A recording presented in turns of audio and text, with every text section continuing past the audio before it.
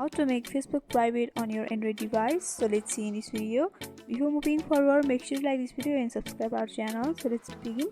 First of all, you have to open up your Facebook, and if you have got multiple accounts, then make sure to log in to the account which you want to make it private.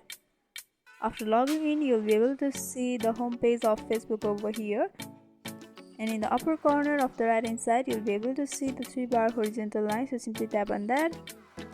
After that, you have to tap on the settings, which is right next to the search bar in the right hand side. After opening up the settings, you have to scroll down below a little bit where you will be able to see the profile locking option. So go through it. So making Facebook private means locking your profile or keeping it private. Here you have to lock your profile, and it is described that only friends can see the photos, posts and stories on your profile. Only friend can see your full-size profile picture and cover photo. People can still reach for you and send you friend requests.